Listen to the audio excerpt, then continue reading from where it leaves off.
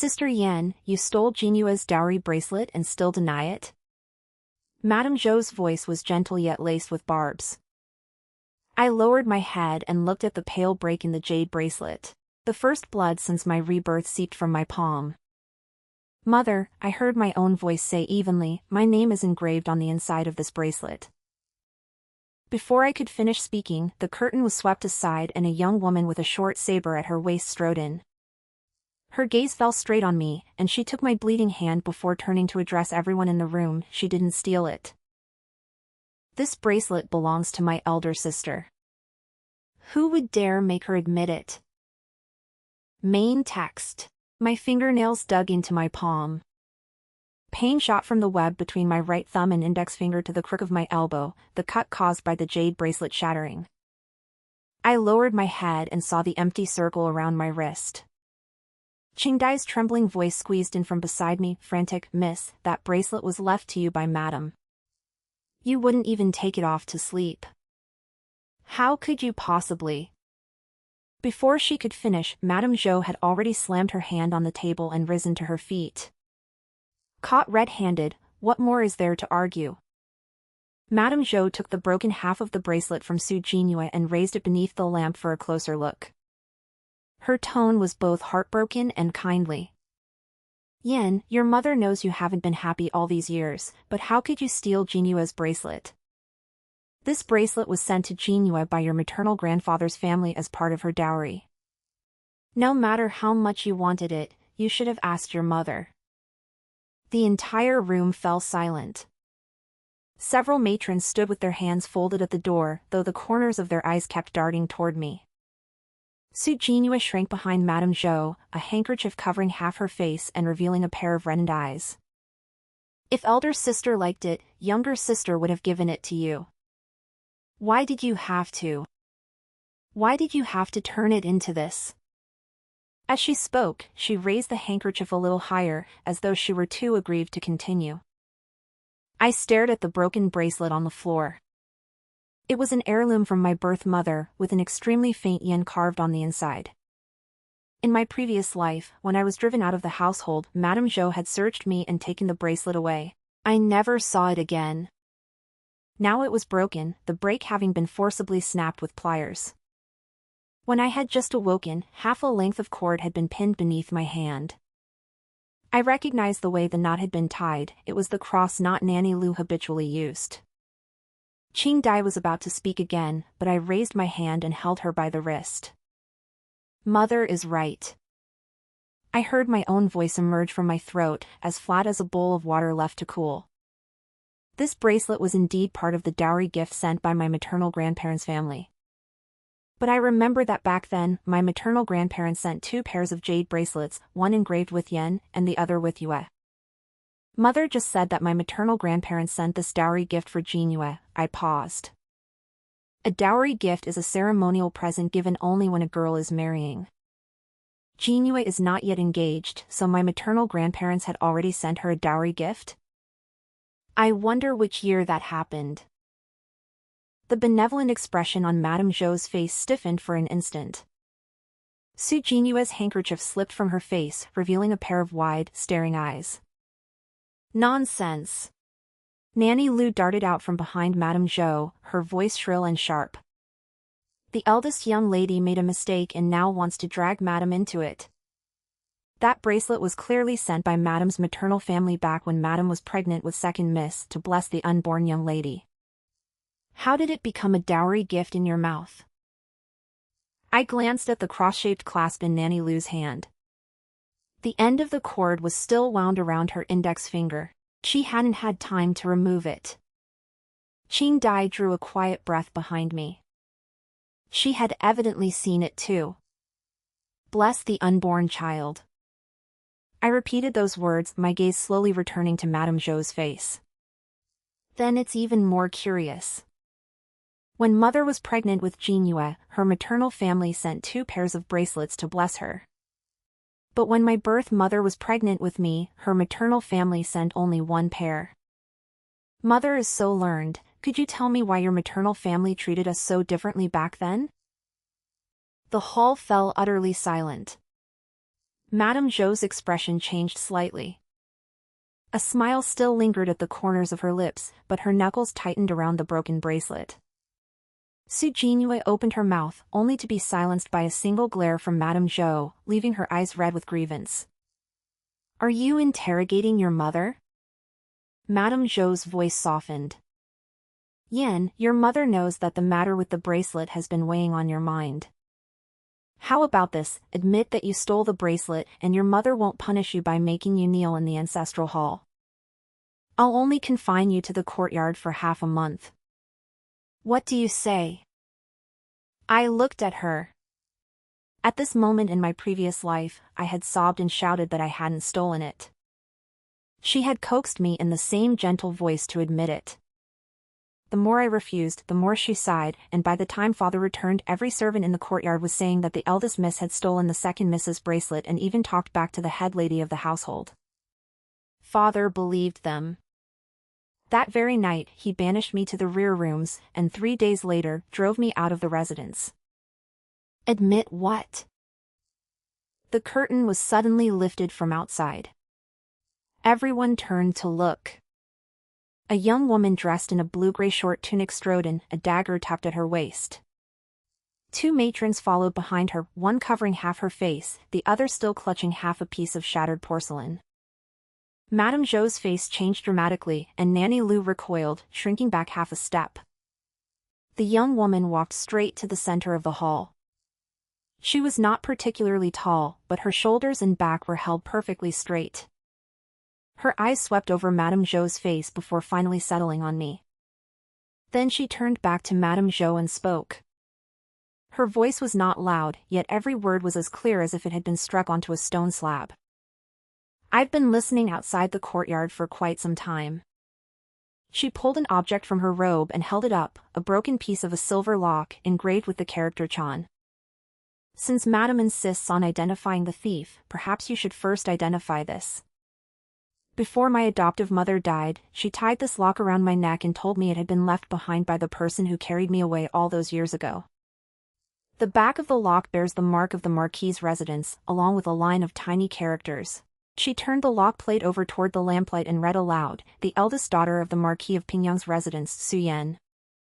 The entire hall erupted in an uproar. The broken bracelet in Madame Zhou's hand fell onto the table with a sharp clack. The tear tracks on Jinyue's face had not yet dried, but she had already gone rigid. Her lips moved, and her voice was as faint as a mosquito's hum. "Why you are?" "I am Wei Chan." She tucked the lock plate back into her robes and turned to look at me. The heaviness in her eyes suddenly dispersed, replaced by the faintest hint of a smile, like light glinting off a blade. "I am also Su Yan's younger sister."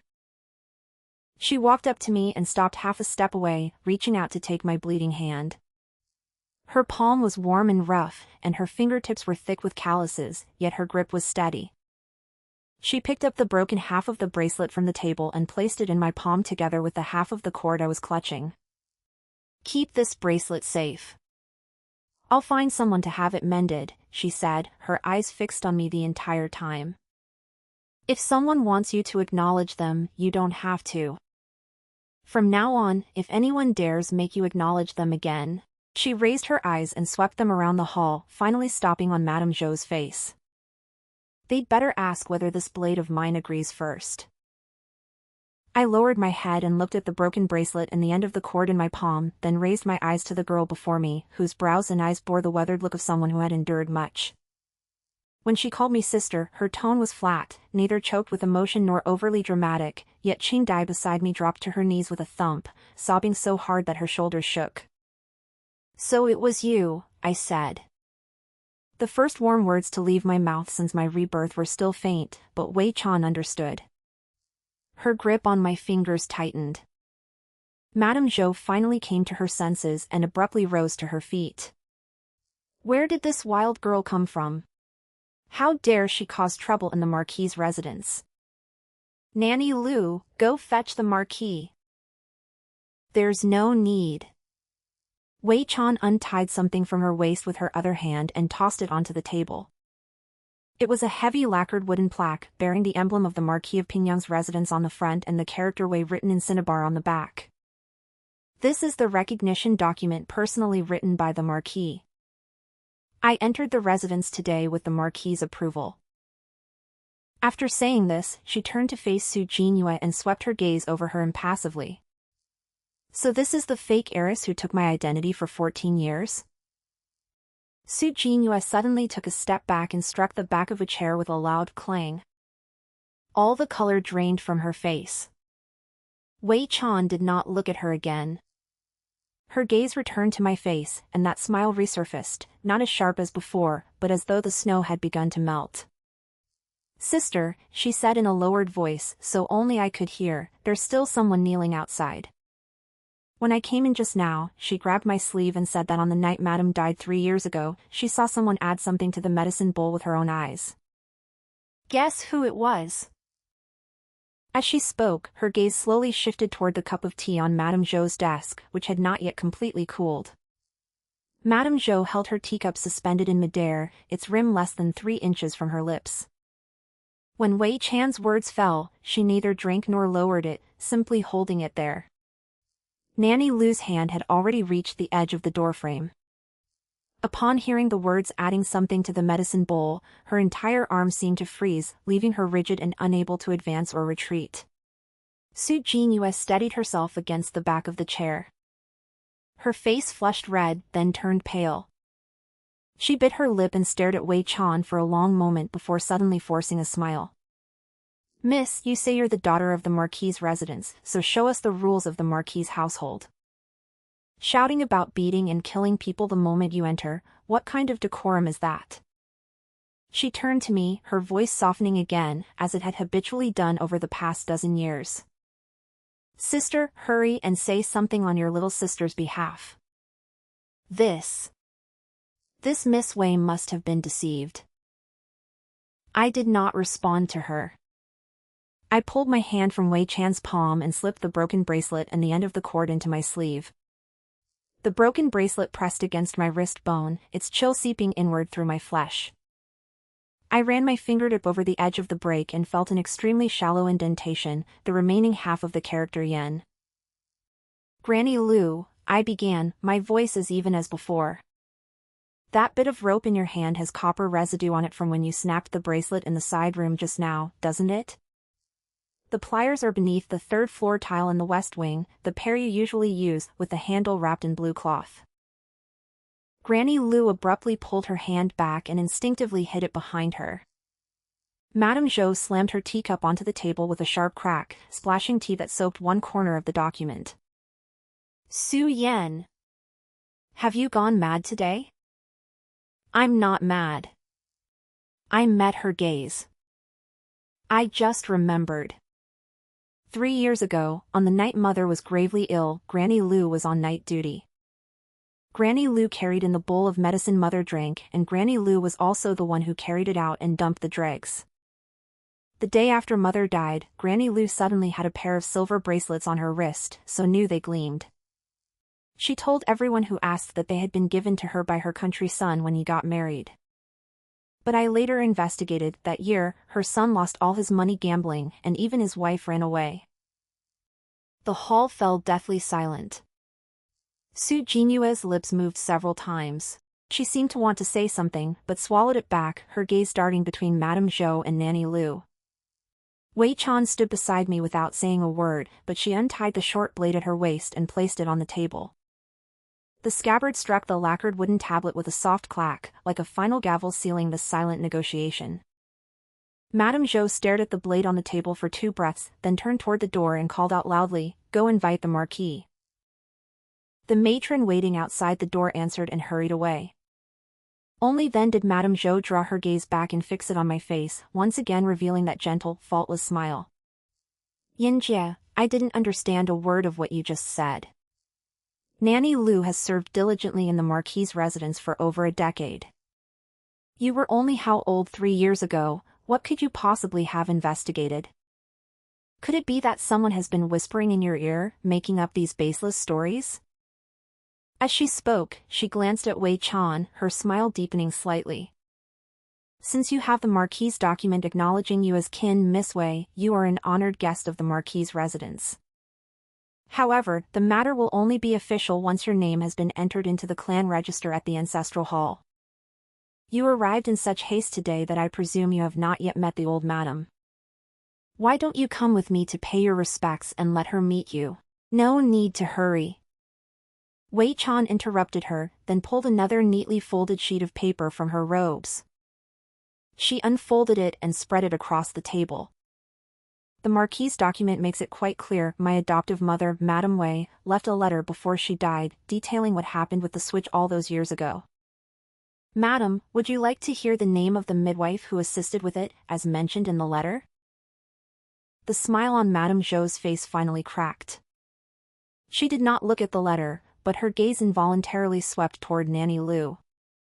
Nanny Lu's face had gone as white as paper, her lips trembling as her fingers clenched the edge of her sleeve, leaving it crumpled.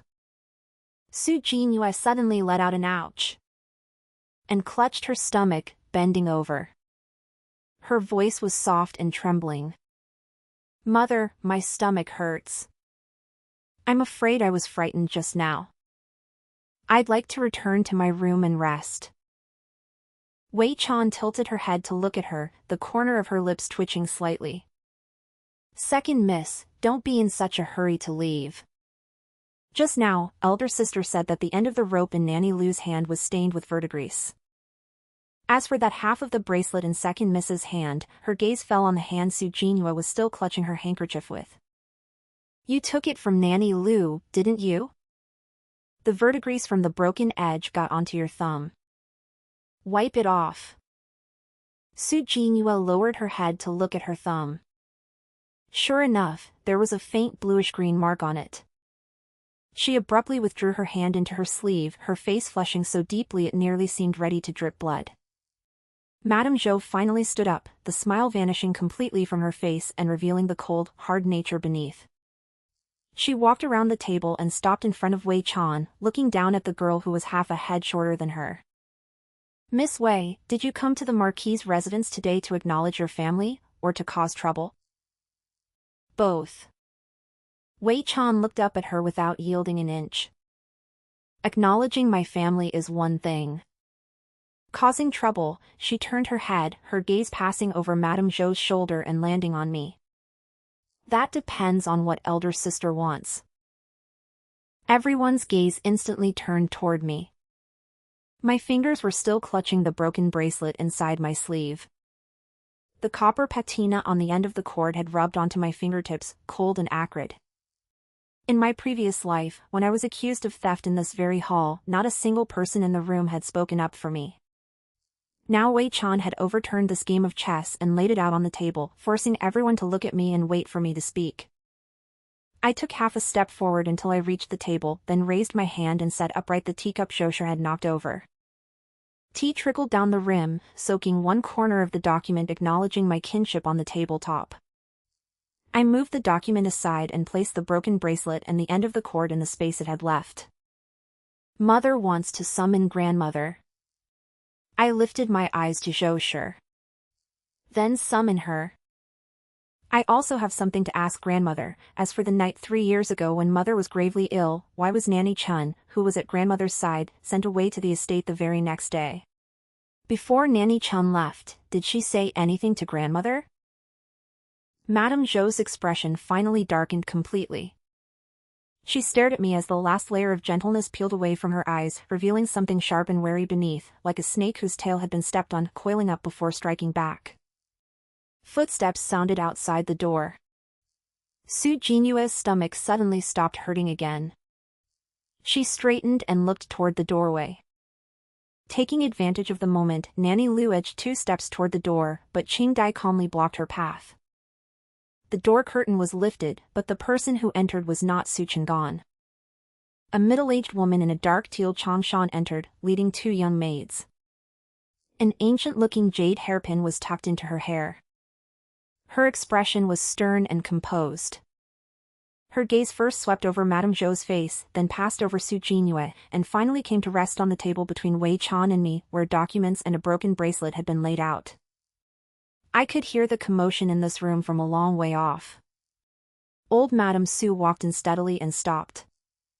She brought the sandalwood cane in her hand down onto the blue bricks with a thud. Madame Zhou, tell me, what exactly is going on here? Madame Zhou was just about to speak when old Madame Zhou raised a hand to stop her.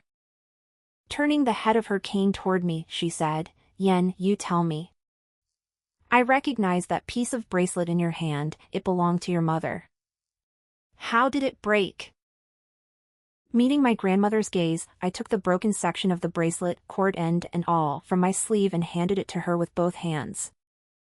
Grandmother. My voice was steady. This bracelet was left by a mother for her daughter. Today, someone cut it apart with pliers, then framed your granddaughter by claiming that I stole Jinyue's dowry editions. I dare not argue. I only ask that you take a look at this cord end. I turned the cord end over, revealing the marks left by copper rust that had seeped into the back of the cross-shaped clasp. And tell me whether it is Nanny Lu's handiwork. Madame Zhou did not take the cord end, but her gaze lingered on my palm for a moment. Her cane remained planted on the ground as she slowly turned to look at Nanny Lu. Her tone betrayed neither anger nor joy. Nanny Lu, the eldest young lady, says this cord end is your handiwork. What do you have to say? Nanny Lu's knees had already given way on one side. She lowered herself, then barely managed to steady herself, a dry laugh squeezed from her throat. Let the old madam judge fairly. This old servant wouldn't know how to tie such a fine knot. The eldest miss must be mistaken. Mistaken?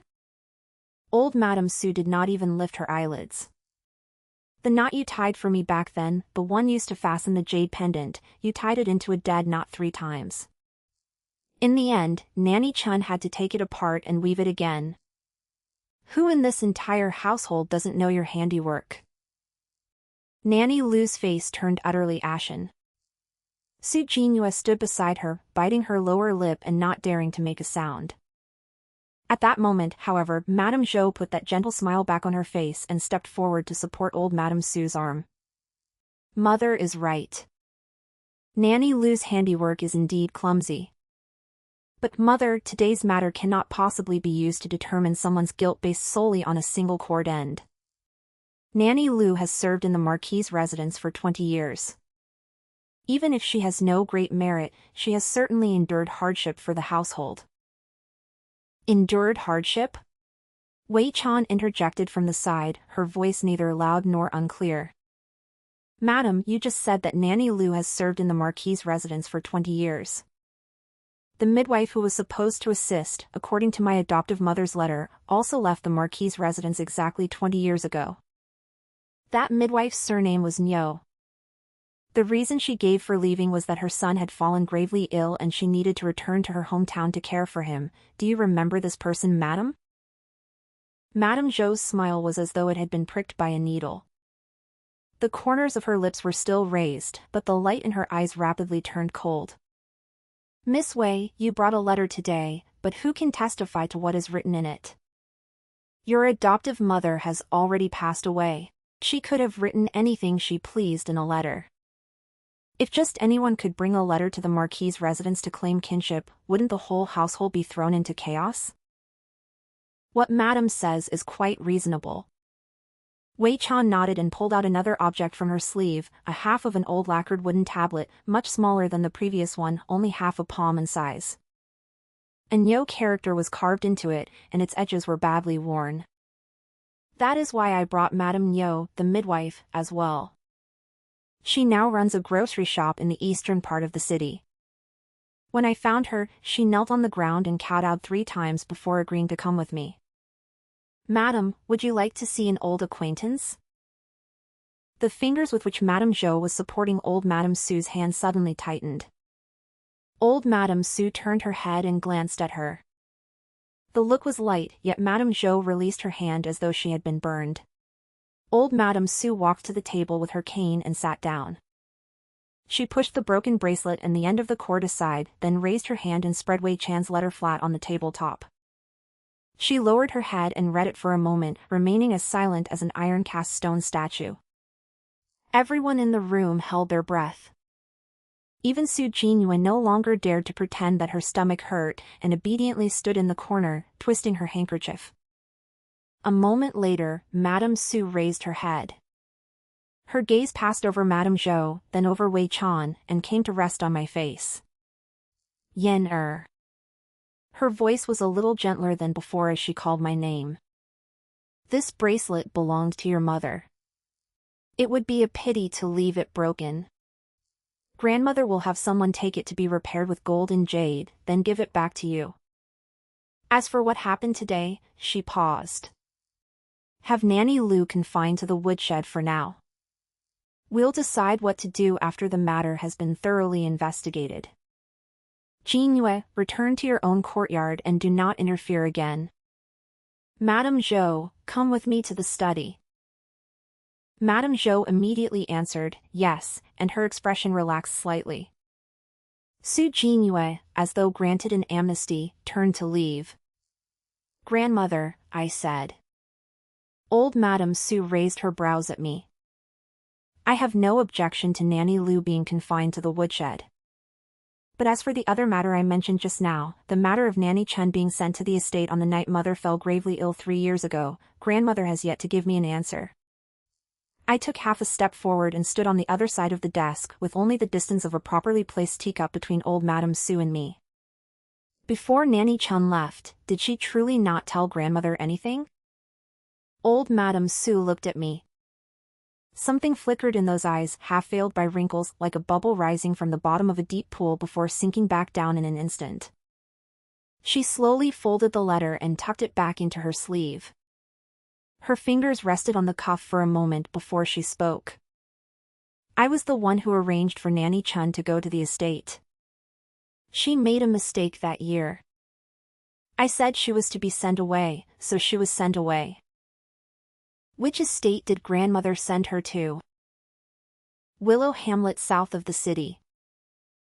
Willow Hamlet was flooded 3 years ago.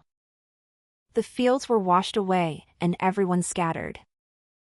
My voice was as flat as if I were reciting from memory. Nanny Chen disappeared 3 years ago. Grandmother sent her to a hamlet that had been flooded. Was it truly because she wanted her to live, or because she wanted her silenced?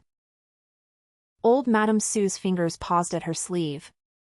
She stared at me for a long time, long enough for the relief on Madame Zhou's face to tighten again, long enough for Jinyue, who had already stepped over the threshold, to draw back 1 foot. Then old Madame Zhou smiled. It was not a benevolent smile. The corners of her mouth lifted in the slightest arc, like a sliver of light catching on a blade. Little Yen, you're certainly more quick-witted with your words today than usual. She spoke slowly, tapping her cane lightly on the floor twice. You've been thinking about your mother's affairs for 3 years. Grandmother knows that. There are too many people and too many loose tongues today, so this is not the place to talk. For now, take this Miss Wei back to your courtyard and get her settled. Come to my room after dinner, and grandmother will speak with you in private. She rose, and Madame Zhou hurried forward to support her. Old Madame Zhou pushed her hand away and walked out on her own, leaning on her cane. When she reached the doorway, she paused without looking back, merely turning her face slightly as she said, Madame Zhou, you know what to do about that midwife Jinyue. Consider carefully how you'll handle it. The last trace of warmth in Madame Zhou's smile vanished like a thin sheet of paper blown away by the wind. She stood where she was, her palm hanging empty in the spot old Madame Zhou had just pushed away, frozen in that stiff posture for a full 3 breaths. Nanny Lu was dragged toward the woodshed by 2 matrons. She struggled and cried out that she had been wronged all the way, her voice trailing from the main hall to the corridor and growing more distant. Taking advantage of the fact that no one was watching her, Jinyue clutched her handkerchief, hunched her shoulders, and slipped out through the door. Only Wei Chan, Qing Dai, and I remained in the hall. Wei Chan reached out and slipped the short knife on the table back into her belt. She deftly fastened the cord, then turned to look at me. That heavy look had risen in her eyes again, and this time it did not fade. Willow Tree Village was flooded 3 years ago, she said quietly, as though afraid someone might be listening through the wall. But you just said Nanny Chun's whereabouts were unknown. Is she truly dead? I picked up the broken bracelet from the table and tucked it back into my sleeve. The jagged edge pressed into my palm, leaving a faint impression of the cross-shaped clasp at the end of the cord. I don't know, I said. But when grandmother heard the words Willow Manor just now, she tapped the edge of the table twice with the knuckles of her right hand. She only makes that gesture when she feels guilty. Wei Chan was momentarily taken aback, then curved her lips into a smile. You observe things closely. 3 years. I lowered my head and looked at the marks pressed into my palm. Some things stay with you for 3 years. You can't forget them even if you want to. Qing Dai silently cleaned up the overturned teacup beside me, then withdrew to the doorway to stand guard. A long strip of warm yellow sunlight filtered in through the crack in the door, falling on the empty space beside the broken bracelet on the tabletop. Wei Chan suddenly reached out and grabbed my wrist, turning my palm over to examine the cut there. She frowned.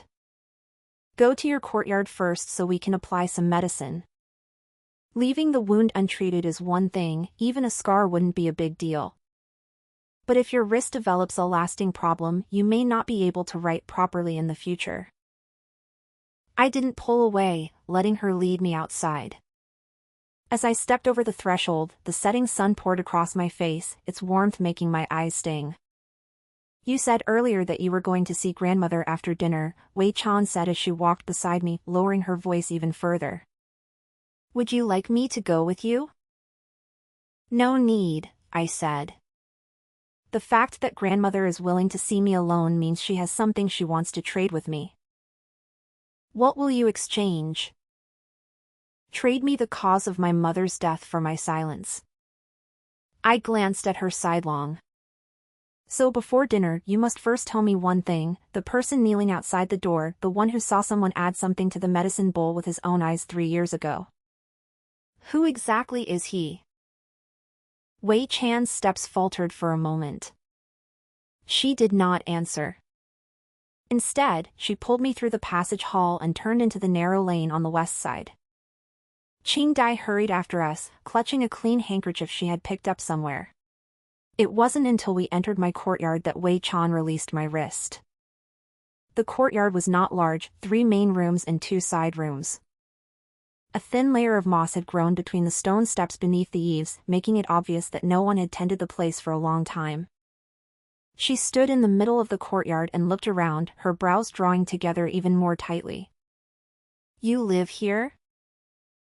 I've lived here for more than 10 years. I pushed open the door to the main room and told Qing Dai to heat some water. Wei Chan followed me inside.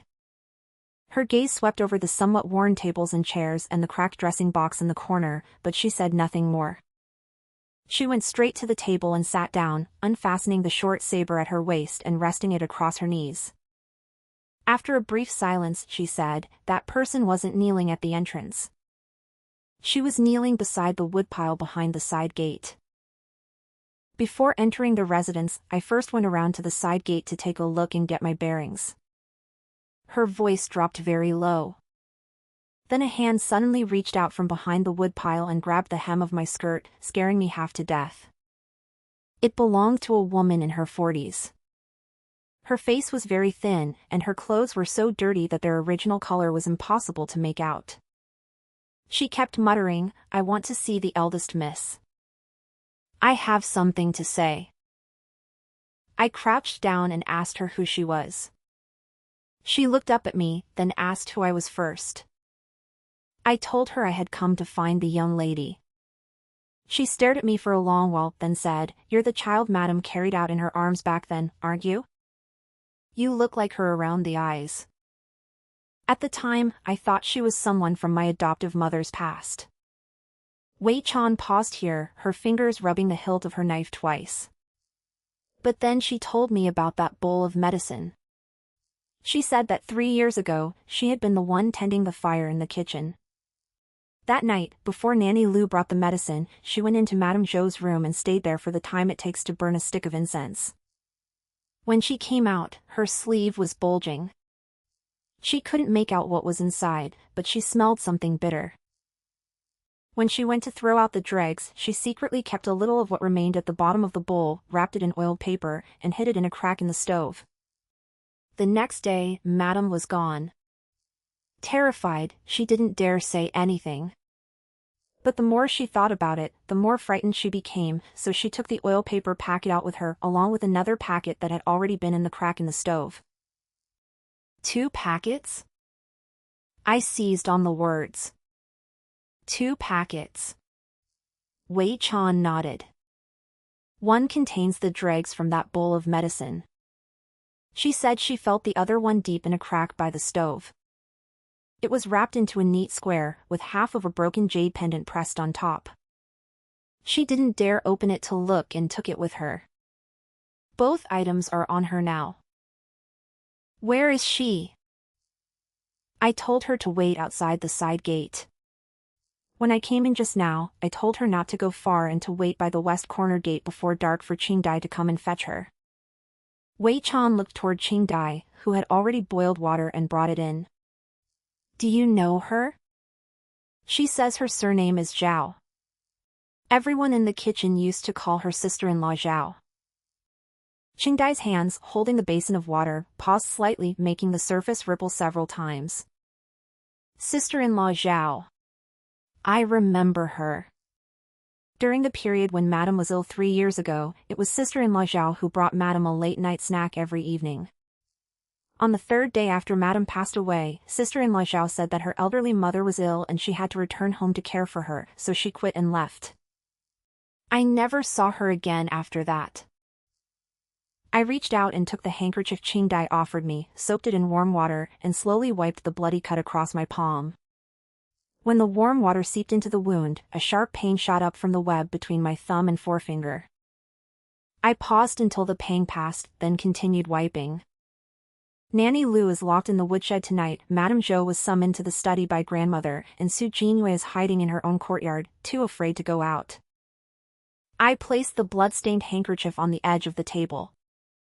Tonight is the best time to bring sister-in-law Zhou into the residence. Qingdai, once it's fully dark, go to the western side gate and bring sister-in-law Zhou in.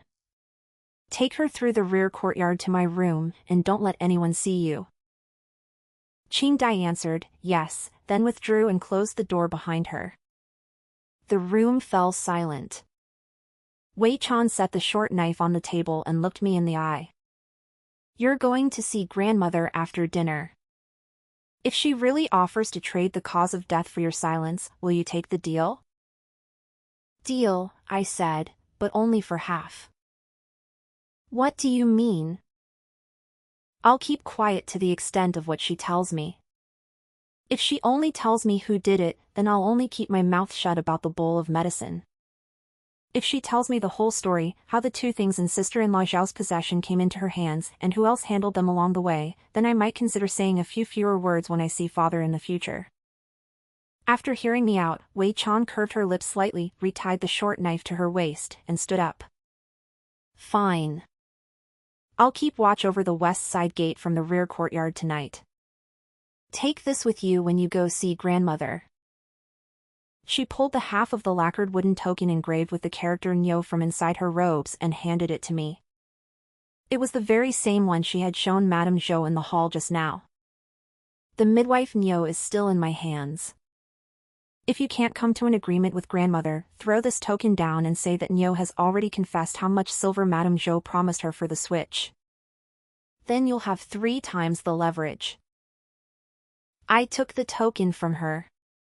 On the heavy lacquered wood, the engraved character Nyo had been rubbed smooth and glossy, clearly by someone repeatedly fingering it over many years. I slipped the token into my sleeve and placed it beside the broken bracelet. The 2 hard objects knocked together with the faintest click. How long have you been preparing all this? I asked. Wei Chan had already reached the doorway, but at my words she turned to look at me. The sky had darkened somewhat. Half her face was illuminated by the dim light filtering in from beneath the corridor eaves, while the other half lay in shadow. The expression reminded me of the hand that had gripped my wrist when she first entered the room, warm and rough, steady as a nail driven into a wall. From the day I learned who I was, she said, before my adoptive mother died, she gave me the lock plate and said something. She said your birth mother was a good person. If you ever went back, she wanted you to take a look for her and see whether her eldest daughter was doing well. Her voice was very even as she said this, as though she were reciting a line written by someone else. But I saw her look away, staring at the thin stand of bamboo beneath the corridor for quite some time before turning back. I'll be going first. She pushed the door open and stepped outside, her stride brisk as a gust of wind. After dinner, go to grandmother's. I'll stay here and keep watch over sister-in-law Zhou. If anything happens, have Qingdai come to the west wing and knock on the window twice. Her figure vanished in a flash at the courtyard gate. Qingdai poked her head out from the side room, a handful of dried mugwort clutched in her hand, and asked me in a low voice, Miss, for dinner. Should we still wait for Miss Wei to come back and eat? I shook my head, then took the plaque bearing the character ox from my sleeve and looked at it once more. In the last bit of daylight in the room, I could make out the back clearly. Someone had carved a line of text into the lacquer with an extremely fine needle tip, the strokes so faint they were almost impossible to see, written in Wei Chan's own hand, to be received by Su Yan. I turned the plaque face up again, put it away, and pushed open the door, heading toward the main courtyard. After dinner. In grandmother's study. I had the whole evening to slowly discuss the matter of that bowl of medicine with her. So long as she was willing to speak first, there would be no need for the plaque hidden in my sleeve to see the light of day. But if she refused, then no one could blame me for what happened next. Old Madame Su's study was at the eastern end of the main courtyard, just beyond a moon gate. When I reached the door, the maid attending her was just stepping out with a fresh cup of tea. Seeing me, she gave a slight curtsy and said softly, Miss, old Madame is waiting for you inside. I pushed the door open and went in. Only one lamp was lit in the room, placed to the left of the writing desk. Its light gathered into a small pool, illuminating half of Dowager Lady Su's face. She leaned back in the grand chair, with a ledger open halfway beside her. When she saw me enter, she did not close it, merely lifted her chin to indicate that I should sit opposite her. You're here. She pushed the ledger aside. The jade bracelet on her wrist knocked against the edge of the table with a clear, crisp sound. Sit. Pour your own tea. The tea in my room goes cold quickly. You've been here several times since you were little. You know where it is. I did not touch the teapot. I sat down on the round stool opposite her, first pulling out the half of the lacquered wooden token bearing the character ox from my sleeve and placing it on my knees without showing it. Dowager Lady Su glanced at my cuff. The glance was extremely quick, but she saw everything. Her eyelid twitched, yet she did not point it out. Grandmother said she had something to discuss with me privately after dinner, I began. Your granddaughter is here. Madame Su looked at me for a moment, her fingers resting on the cover of the account book as she tapped it lightly twice. Then she took a palm-sized wooden box from the drawer of her desk and pushed it to the center of the table. Your mother's things, she said. 3 days before she died, she had Nanny Chun deliver it into my hands. Before Nanny Chun passed away, she left the box with me and told me to give it to you when you were grown.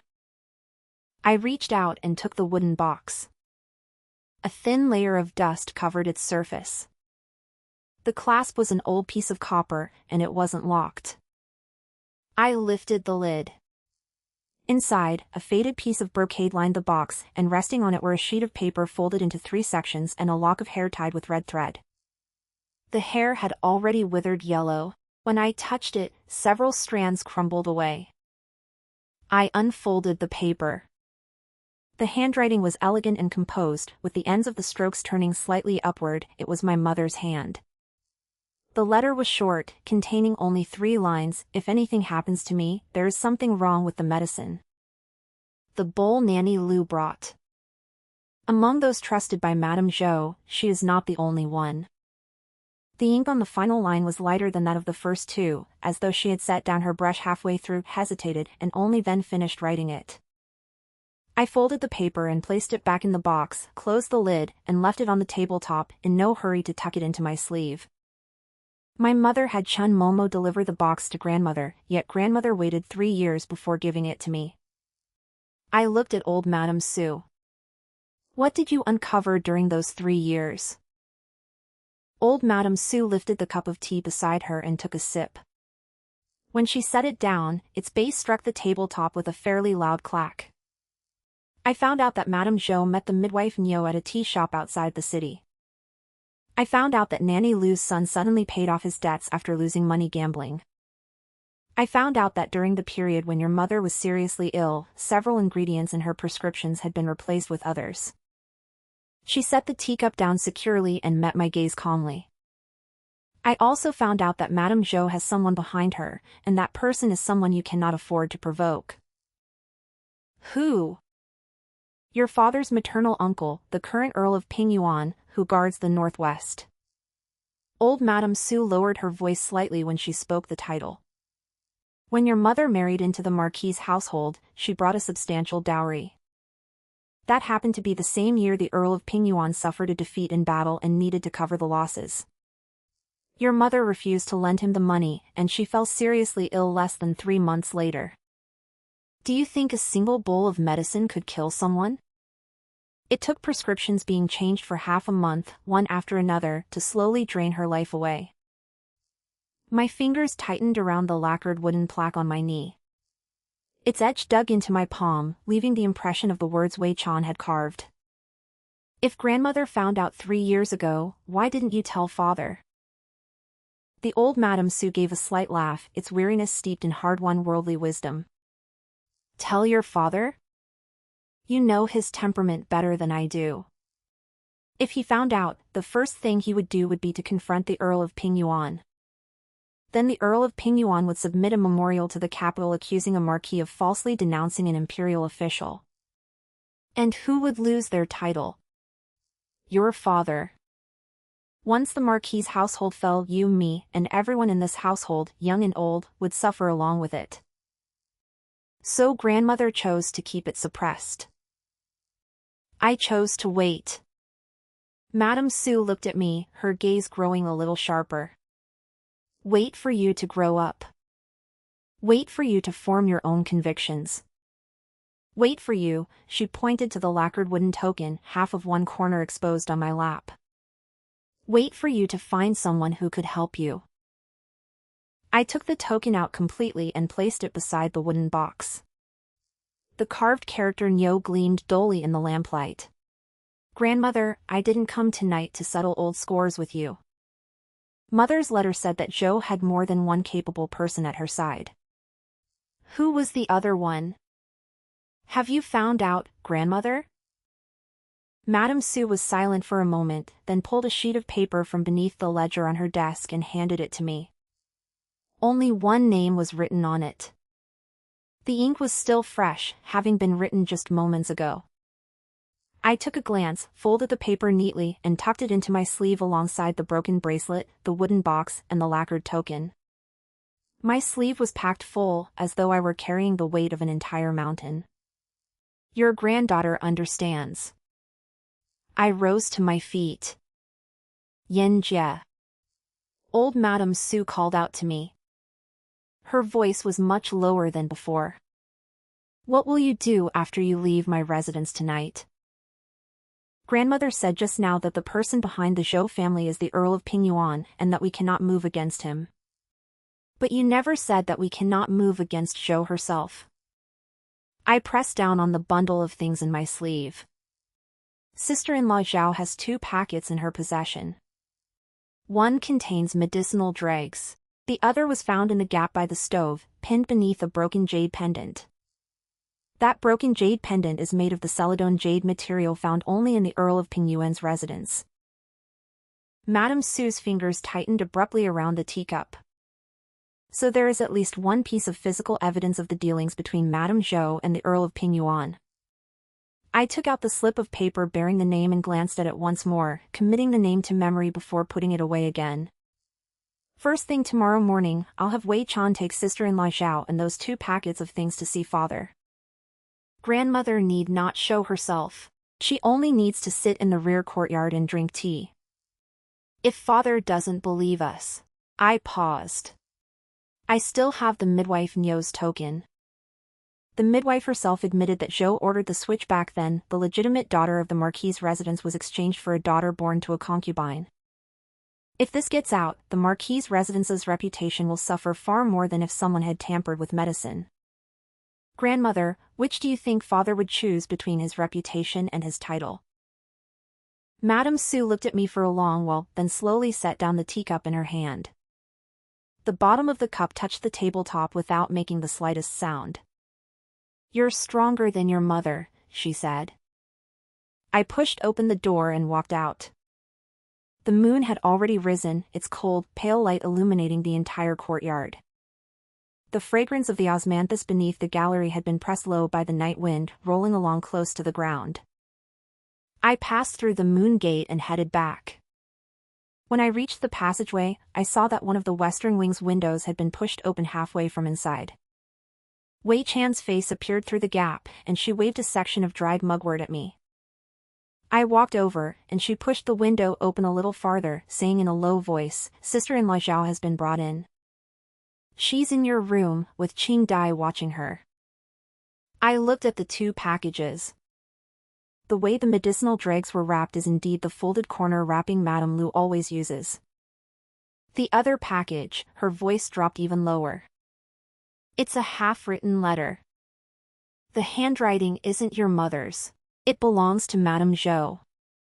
The letter mentions a sum of silver and says, once the matter is accomplished, the shortfall in the northwest will naturally be made up. I stood outside the window as the night wind rushed in from the passageway, making the paper on the window lattice flutter faintly. Wei Chan looked at me, and the heavy shadow in her eyes suddenly dispersed, replaced by an incredibly bright expression touched with a hint of a smile, like moonlight caught on a blade. "Sister," she said softly, "I'll go with you tomorrow morning." I tightened my grip on the weighty bundle tucked inside my sleeve and looked up at the moon.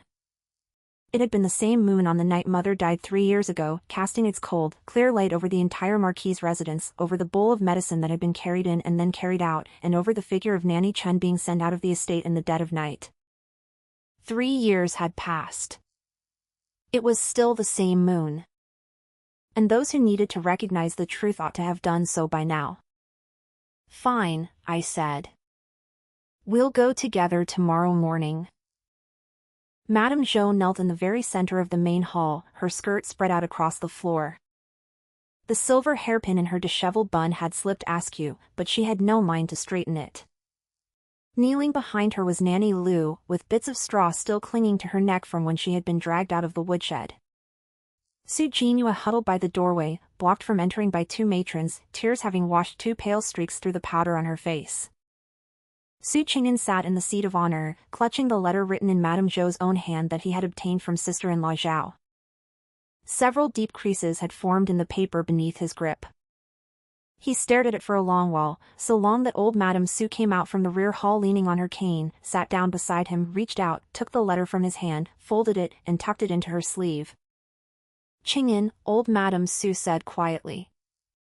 "You've finished reading it. Now say something."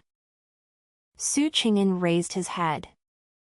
His gaze moved from Madame Zhou's face to Nanny Lu's, then from Nanny Lu's face to mine. His lips moved twice, and his voice was as dry as sandpaper scraping across wood. "Madame Zhou. Was it truly you who did this?" Madame Zhou was kneeling prostrate on the floor, her shoulders trembling slightly. She still had the words "My lord, please judge wisely" in her mouth, not yet spoken, when Wei Chan placed sister-in-law Zhao's packet of medicinal dregs and the broken jade pendant together on the desk, then took from her robes the signed testimony of midwife Nyo and spread it out neatly. "My lord." Wei Chan's voice was not loud, but every word was clear. "There are 2 pieces of physical evidence. One is the medicinal dregs, which the old physician at the city's Sanha Hall examined and found to contain aconite powder. The other is this letter, which my lord has already seen. Midwife Nyo's testimony is also on the desk. When Madame Zhou gave her silver to exchange for an infant girl all those years ago, the silver ingot she used bore the Marquis' residence's mark. Midwife Nyo hid it for over a decade and it can still be produced today. Su Qing'an closed his eyes. He kept them closed for a long time. When he opened them again, a murky light had risen in his eyes, but his gaze toward Madame Zhou was no longer hesitant as it had been moments before. It was as though, after something had finally shattered, he had instead become decisive. Madame Zhou, he rose, walked over to her, and stopped in front of her. You've been married into the Marquis's household for more than 10 years. Have I not treated you well enough? Was it not enough that you harmed my first wife, you had to harm her daughter too? Madame Zhou suddenly lifted her head. Her lips trembled, and the flesh in her cheeks twitched slightly. The layer of gentleness in her eyes had been completely stripped away, revealing the withered, scattered look beneath. She opened her mouth, her voice hoarse at first, then suddenly rising sharply, Su Qing'an. You treated me well? Your heart is filled entirely with her. She's been dead for 3 years, yet every year on the anniversary of her death, you shut yourself in the study for the entire day. Whenever I brought tea in, you wouldn't even lift your head. I manage your household, raise your daughter, and entertain all those relatives for you. How many times have you ever looked at me properly? Outside the door, Jinyue suddenly burst into tears. Hearing her daughter cry, Madame Zhou abruptly turned to look at her. The madness in her eyes receded somewhat, while her lips trembled even more violently. Her voice lowered, as though she had only one breath left. I did all this. Wasn't it all for Jinyue? If she were merely a concubine's daughter, what kind of good family could she marry into in the future? I did it for this family too. For this family? Su Qing'an looked down at her, his voice suddenly terrifyingly calm.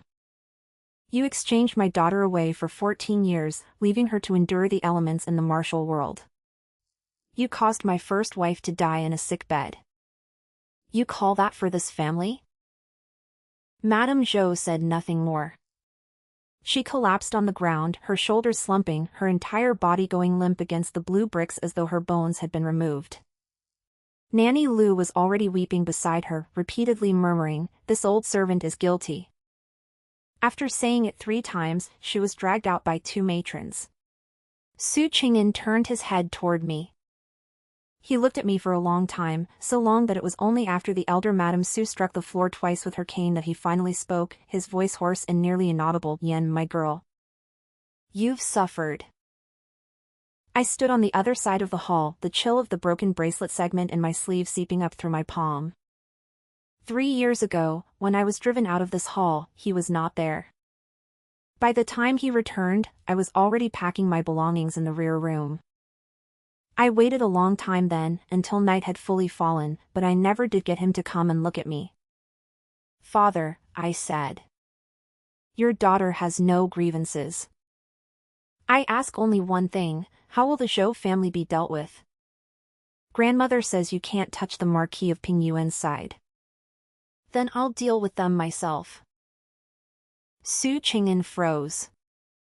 Old Madame Su spoke at just the right moment, tapping her cane once. As for the Marquis of Pingyuan's side, I've already sent a letter.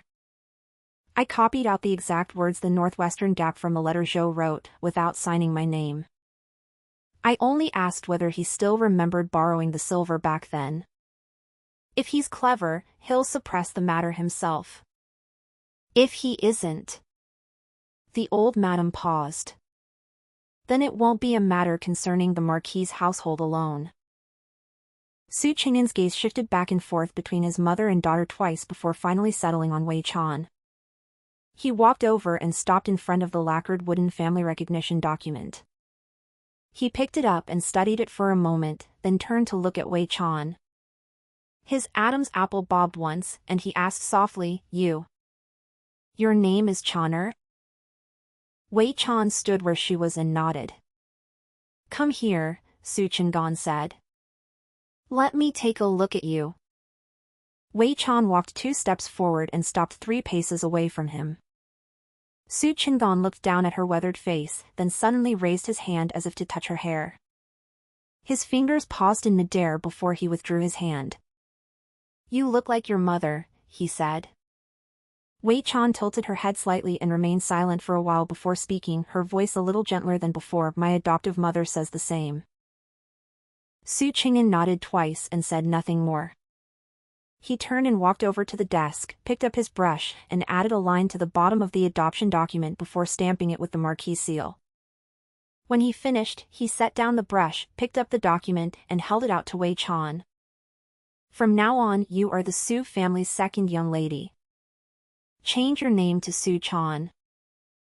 Wei Chan took the document, lowered her head to glance at it, then looked up at me.